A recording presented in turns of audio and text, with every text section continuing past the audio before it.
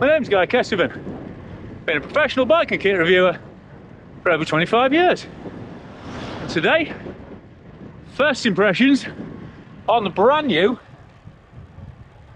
Specialized Roval Rapide CL wheel set. So, if you've been watching the videos on the Alpinist CL, you'll know that was a down-spec version of the Alpinist CLX. And it's basically exactly the same story here. You've got the same different front and rear rims. So it's a 50mm deep, 34mm wide, more on that later, front rim, and a 60mm deep, 20, oh, I've forgotten the measurement, 27? It's 27mm wide. There's a whole unboxing video if you want the up close and personal on these wheels. So get that watched. So same rims, handmade, hand laid, specific optimized aero, all the usual good stuff, but mounted to DT Swiss 350 super durable hubs and DT Swiss round spokes, and that's instead of super light specialized kind of DT collab hubs with Aero light bladed spokes. So you're losing a bit of aero and gaining about 50 grams of wheel. And while Specialized, I say these are as light as most climbing wheels, not quite. 1600 grams for these, so that's 300 grams heavier than the Alpinist. And then once I put these 28mm tyres on, and more on those later, that's 300 grams all told. So they're not the most responsive kind of, you know, power pop wheels compared to those Alpinists, but what I found is they've got a really lovely, even on just initial ride, there's a really nice sense of speed sustain on them. So once you got them up to speed, they're really keen to hold on to it. It's quite interesting. We've only got anecdotal sort of wattage and feel to work with, you know, and obviously wind conditions might have changed slightly from a couple of days ago when I was riding the Alpinists on this same loop, but they feel pretty similar. And I'd say in terms of rolling speed across the ride so far, maybe 8% on average quicker, you know, which is significant. And that's purely aero in terms of the long pulls, but I have to say I wasn't looking at the wattage on that climb back there. I certainly didn't feel as keen to attack as I did on the Alpinists. But, you know, that's unsurprising. These are different wheels for different applications. What I have noticed is how well behaved they are for a mid-section wheel. Got a really, like I say, a really distinctive profile on them. Don't know if you can see them.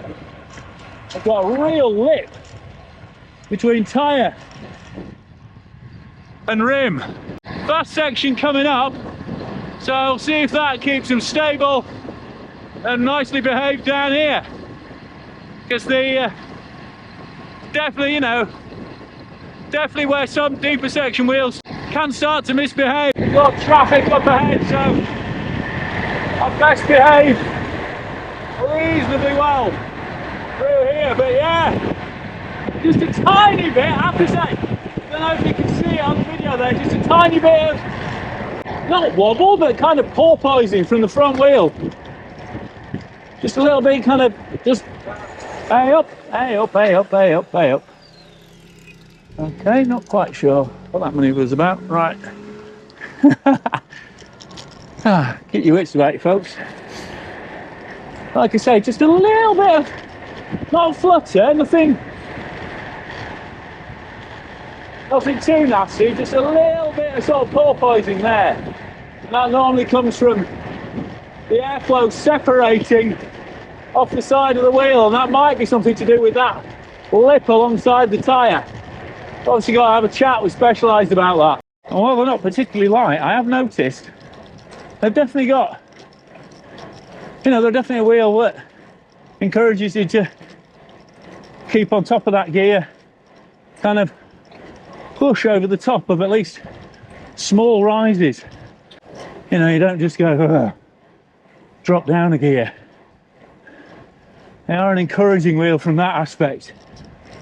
And after a bit of a false start with the first generation of their tubeless road wheels, Specialized have taken 2 years making sure this latest generation, some of the toughest, most reliable tubeless road wheels you can get, and the fact that you're getting them for £1,000 less than the CLX certainly seems like the most cost-effective way to benefit from all that time and technology. And the big win with these wheels is that you've got those DT Swiss hubs, which are as clockwork as you could imagine from the Swiss, and also Specialized customer service is legendarily good. They really do knock it out of the park with looking after their customers. Always have, even since I was a sprog working in a Specialized dealer in the very early 90s, late 80s. They used to go more than out of their way to help people. And because the wheels are fully tubeless now and they're hooked, so you can run whatever tyre you want, go up to 38mm if you want, or down to a 24. They take back roads and rougher terrain in their stride with no worries, even though the actual spoke count is pretty low. Still feel like a good sturdy wheel, and the tracking certainly feels great. And to be honest, I was a bit apprehensive about the new tyre compound after watching what happened to some of the quick step riders in the Vuelta a España, but I don't know whether those guys are actually on these tyres, but certainly nothing in the way they behaved today that's made me think there's any slip, non-grip issues going on. These have felt, I have to say, they felt, you know, although they're definitely fast when they're upright, feel lovely and confident when they're leaned in, especially in this 28mm format. And as well as the aerodynamic pairing with the front and the rear rim seeming to work really well, I really like the way they feel too. That fatter, shallower front's got a much more damped and kind of, well, I guess sprung, smoother feel to it than that deeper, narrower rear. And so you got a bit more comfort up front and that proper kind of urgency and speed kick on the back end. So that's literally the first sort of hour and a half done on these new Roval Rapide CL2s, and very positive experience so far. Definitely feel, in terms of wattage, in terms of the speed numbers I've seen, and just in terms of the actual ride feel, they feel quicker than the Alpinist, even on sort of gentle climbs, and definitely when you've got a bit of gravity behind you and you're just plugging away on the flat. And they really encourage you to kind of just, if there is a little rise or you get a bit of a headwind, just to kind of squeeze the wattage on rather than letting the speed drop. So especially on the rear, that sharper, deeper rear wheel, and then combined with that kind of more softer, more comfortable front wheel, I think it's a really, really nice ride dynamic.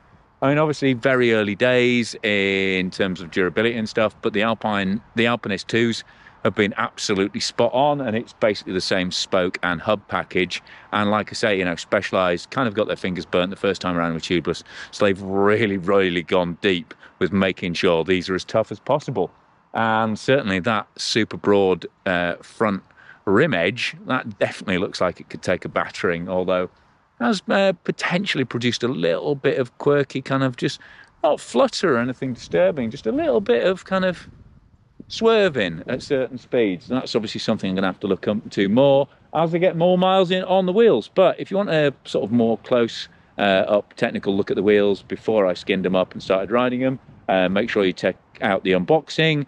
And while, you know, happy to say that these new S-Works 2BR tyres definitely seem grippy enough. I've chucked them around some corners and they feel nice and sure-footed. That new T2, T5 compound. And it's a, you know, the carcass is pretty much proven. That's obviously, you know, I don't want to completely sum up a tyre within an hour, but again, you know, that they definitely feel certainly not slow, and a kind of nice halfway house between that really kind of sharp feel of the Rapid Airs and a more muted but still quick and comfortable feel of, you know, the really damp tyres out there like the Continentals. So yeah, again, really promising set of kits so far. So massive thanks to Specialized UK for sending the Roval kit in and the new S-Works tyres so I can get on them ahead of their launch date. They've also helped with funding for these videos as well. But I hope you realise I've been completely honest with my first impressions so far. Massive thanks to Giro Cycling UK and Peaty and Crud for sponsoring the channel in general. And a huge thanks to my Patreon supporters who pledge on a monthly basis, and they get exclusive early and behind the scenes edits as a thank you, and they get all the content ad free. And their names are scrolling up here as part of the thank you package.